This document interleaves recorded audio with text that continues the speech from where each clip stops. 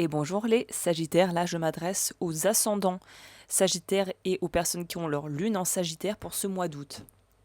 Alors, août pour les Sagittaires, c'est un mois qui va activer ton besoin de liberté, d'aventure et d'expansion, mais aussi, et c'est ça qui est bien, c'est que ce sont deux énergies qui vont en fait se contrebalancer et s'équilibrer. C'est tu es vraiment dans ton énergie à toi, de vouloir aller vers l'avant, de vouloir découvrir, de vouloir en fait finalement t'enrichir du monde qui t'entoure, mais en restant très concret, très pragmatique et très dans du j'ai pas envie de faire les choses si je sais pas vraiment ce qui m'attend. J'ai envie de pouvoir en fait garder une certaine forme de contrôle sur comment je vais vivre mon expérience. Par exemple, typiquement, ce qui me vient à l'esprit comme exemple, c'est peut-être que tu as toujours été du genre à vouloir partir en vacances, à se laisser porter par le courant. On verra quand on y sera, pas besoin de planifier. Peut-être même que tu pouvais tenir ce genre de discours, genre planifier, c'est un peu briser l'esprit voyage. Moi, j'ai envie de me laisser porter par les gens et les rencontres sur place.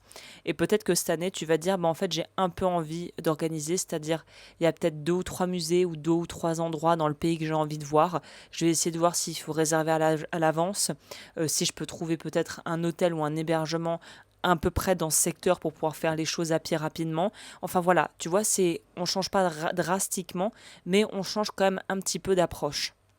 Les maisons qui vont être activées pour toi durant cette période du mois d'août, c'est la maison 9, la 1 et la 6. C'est ce qui va être vraiment stimulé. La maison 9, c'est la maison des voyages, c'est la maison des croyances, c'est ta maison en fait qui représente aussi le Sagittaire. C'est la recherche de sens aussi, mais de sens pas que dans sa vie, on pourrait dire au sens plus large, c'est donner du sens à l'existence.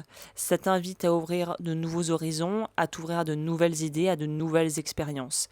La maison 1, c'est la maison de l'identité, de comment toi tu te perçois. Elle t'encourage à pouvoir être plus dans la confiance et plus peut-être aussi dans pleinement l'acceptation de toi. La maison 6, elle concerne ton quotidien, plutôt ce qui a trait à la santé, à la discipline et à une forme de rigueur aussi, de routine.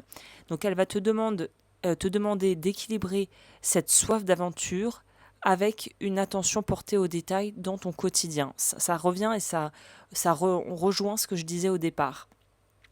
Toi, les constellations lunaires qui sont activées, qu'on appelle en astrovédique les nakshatras, il y en a un, deux, trois qui t'apportent une envie d'indépendance, d'équilibre et de force intérieure. Donc on pourrait dire que tu pourrais aussi peut-être reprendre un peu confiance en toi si tu as été dans une phase là où c'était un peu coup-ci coup-ça, ou peut-être que la vie a fait que tu avais du mal à trouver ton centre, à trouver ce que tu avais envie de faire, à être dans quelque chose de plus léger. C'était peut-être un petit peu lourd et plan-plan ces derniers temps.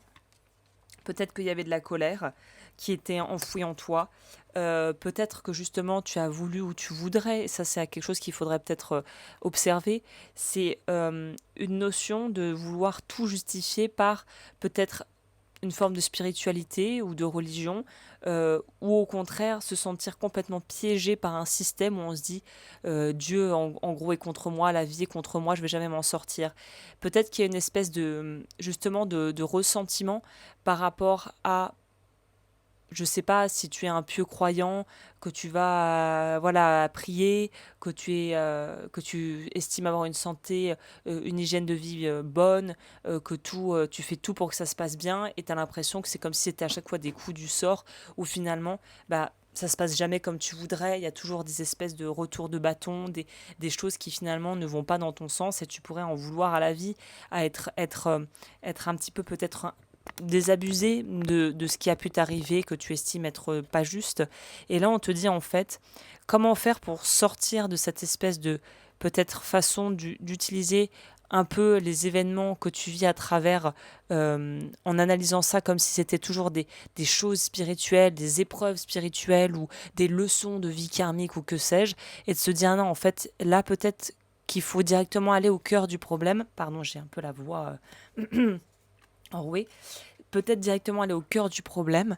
Et qu'est-ce que c'est le cœur du problème? Bah, c'est peut-être arrêter d'utiliser le prisme de la spiritualité si c'est ça que tu utilisais un peu comme béquille, ou de l'astrologie, ou de la magie si tu es dans l'ésotérisme, et de vraiment aller au cœur du problème. C'est-à-dire que, par exemple, si tu en as marre de toujours trouver des jobs où finalement ça se passe mal, bah Tu peux essayer de faire des rituels, essayer vraiment d'utiliser la spiritualité et de te remettre à plus grand que toi. Mais peut-être que là, tout ce qu'il y aurait à faire dans un premier temps, c'est essayer de confronter les personnes avec qui ça s'est mal passé, pour comprendre qu'est-ce qui ne fonctionne pas dans la communication, dans la relation. Si c'est pas possible, pourquoi pas entamer juste un travail psychothérapeutique pour essayer de comprendre pourquoi on répète des schémas. Ça peut être aller chercher sur internet des, comme on dit en anglais, journaling prompts, c'est-à-dire des travaux d'écriture où il y a des questions ciblées en fonction de tes besoins pour essayer de comprendre par toi-même pourquoi il y a des choses qui se répètent, plutôt que d'envoyer en fait des bougies, d'allumer des bougies et de prier l'univers pour que ça change. Parce que certes, moi je crois en fait que la vie peut t'envoyer des signes et de l'aide si tu demandes de l'aide, mais à un moment donné, l'aide, il faut être prêt à la recevoir et aussi il faut être prêt à changer, à mettre des actions concrètes. Donc je dis pas que c'est pas ce que tu fais déjà, mais c'était vraiment pour donner un exemple de sortir de quelque chose de passif pour retourner peut-être dans une spiritualité qu'on pourrait qualifier d'active en fait. Euh, Ce que tu peux faire ce mois-ci, ce qu'on te propose, c'est de pouvoir planifier un projet qui te tient à cœur. Je parlais des vacances, mais ça pourrait être autre chose. Trouver un moyen de pouvoir recentrer, se remettre au centre de sa routine dans sa vie, explorer de nouvelles peut-être approches philosophiques, on parlait de spiritualité, de nouvelles façons de faire, de nouveaux hobbies, de nouveaux sports, de nouvelles disciplines. En gros, d'essayer d'aller chercher ailleurs peut-être d'autres formes de réponses d'une certaine manière. Ce qu'il faut éviter pour toi en ce moment, c'est de te disperser ou de vouloir mettre trop d'énergie et d'investir trop d'énergie dans trop de choses différentes parce qu'à force d'être partout, on est nulle part, c'est un peu ce truc. Donc, il y a plus une notion ici de cultiver la patience, euh, même si tu es dans une phase où tu aimerais peut-être être à un autre stade de ta vie, mais que pour l'instant, bah, c'est ce qui est. Et il faut aussi, quelque part, honorer ces cycles, même s'ils sont pas forcément confortables ou qui te paraissent être un peu lents, un peu mous, un peu mornes, un peu chiants, parce que ça fait partie du processus. Voilà, bah écoute, je crois que j'ai tout dit pour ce mois d'août.